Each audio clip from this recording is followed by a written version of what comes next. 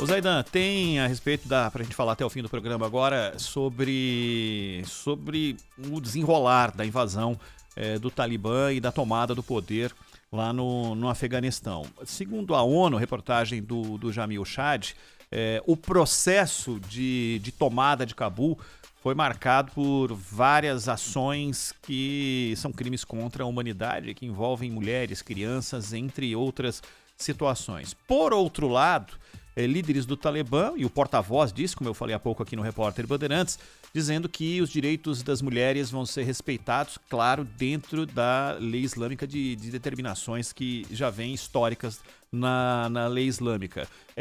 Qual dessas duas vertentes é a mais factível, mais realista? Bom, é uma outra geração aí de mujahedins, né? Uhum. Aqueles que chegaram ao poder em 95. Muitos já morreram, outros já estão como conselheiros apenas ali, daquelas, eles chamam de loias, né? Que são aqueles grupos tribais e tal. E é uma nova geração e um novo comando, mas um comando muito ligado ao comando anterior, né? Do Mullah Omar. Eu não vejo a menor possibilidade de mudanças substanciais. O que era proibido naquele momento voltará a ser proibido agora. Só que, ao mesmo tempo, há uma preocupação do Talibã de não inviabilizar relações comerciais. Como qualquer país, apesar de tão diferente em muitos aspectos, o Afeganistão precisa de relações comerciais, precisa vender, precisa comprar. E eles têm um déficit na balança comercial que é muito alto, na casa dos bilhões de dólares. Para o Afeganistão é um déficit considerável, precisam melhorar a situação comercial. E isso demanda relações diplomáticas. E relações diplomáticas exigem concessões. Não? Então, o que eles disseram de novidade, porque antes você tinha aquele princípio, as crianças, meninos e meninas, podem estudar até aos 10 anos. Depois dos 10 anos, só os meninos. E agora isso muda. Não, as meninas que estão estudando, mas essa parte da frase precisamos saber o que de fato significa. As que estão estudando poderão concluir, poderão estudar até a universidade. Resta saber se as crianças que estão lá, naquele direito para todos, né, que o Talibã confere até 10 anos, se também elas poderão continuar estudando até a universidade. Agora, não há a menor dúvida que vestimentas, músicas, filmes, livros, tudo isso dependerá da autorização do Talibã. Quando esteve no poder, o grupo proibia, por exemplo, qualquer música que não fosse religiosa. Músicas de louvor, proibia filmes e proibia qualquer coisa que desse a ideia de importação da cultura ocidental. Não é importação em si, mas da cultura ocidental que eles veem como degradada, degenerada. Hollywood, para eles, é uma fonte de degeneração. Isso não vai mudar, né, Ronald? É claro que não. Agora, eles dependerão também de concessões. Eles precisam fazer concessões. Só que alguns países não estão nem aí para a questão de direitos humanos no Afeganistão, o caso da China. Seria até irônico se a China exigisse melhora nas relações com as pessoas, né, no cumprimento de direitos humanos, quando ela viola de maneira sistemática e convicta os direitos humanos lá na China. O interesse da China então, lá é minério, né, Zaidan? Minério, o Afeganistão tem petróleo, não são aquelas reservas do Irã, da Arábia Saudita, mas tem petróleo, tem gás, tem muito gás.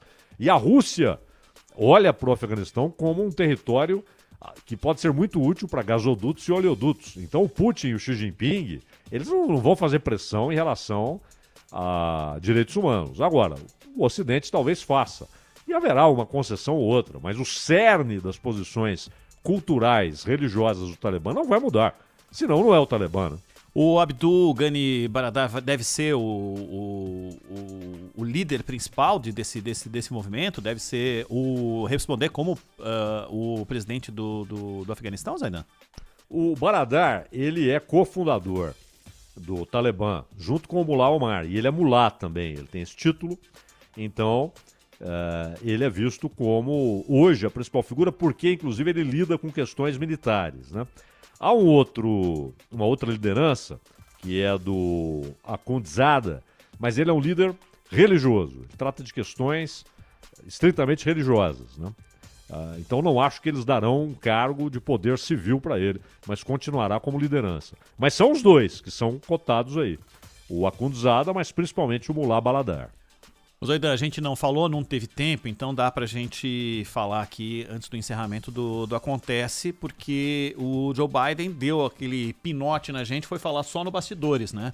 E não deu pra gente acompanhar. O que você achou do Biden, principalmente por ele ter declarado que os Estados Unidos foram surpreendidos com a tomada de Cabul? Eu acho que o Biden foi muito melhor do que alguns dos seus porta-vozes informais. O Washington Post, por exemplo, insiste naquela coisa de que foi o Trump. Na verdade, Obama, Trump, ambos falaram em tirar as tropas. E o Trump colocou a roda em movimento, com aquelas reuniões no Catar, representantes americanos do Trump e representantes do Talibã, lá no Catar.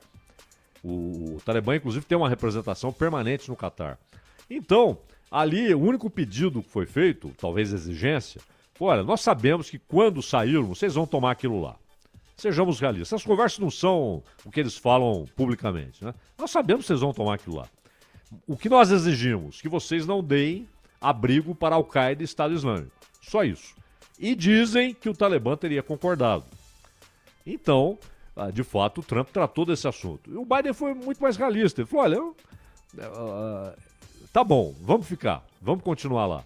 Daqui a 5 anos, a situação será a mesma, nós não teremos influência sobre os afegãos, eles continuarão vendo as tropas como tropas de ocupação, sem nenhuma ligação histórica com o país. O Afeganistão já botou para fora o Império Britânico no século XIX, botou a União Soviética para fora, antes já havia colocado a Rússia, depois a União Soviética, que ficou 10 anos ali ocupando e saiu, não conseguiu manter a ocupação, e os Estados Unidos ficaram 20 anos. Se em 20 anos você não consegue qualquer progresso, não consegue ter apoio da população, ter apoio popular, não adianta, você vai ficar lá garantindo o governo, né, militarmente, com segurança, não sei o quê, o presidente tendo de viajar em helicóptero, porque se ele viaja num carro o risco é muito grande.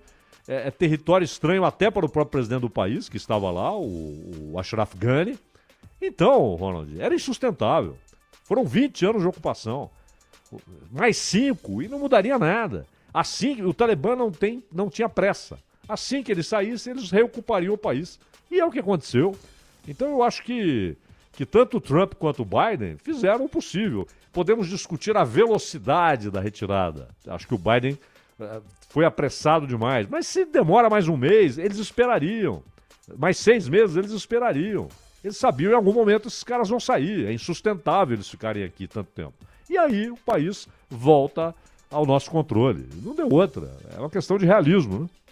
Exatamente. Bom, vamos ver o que vai haver de repercussão de opinião pública, né? As pesquisas, e lá é o paraíso da pesquisa, o que vai trazer do que a população está achando a partir de decisões do governo americano acerca da questão do Afeganistão.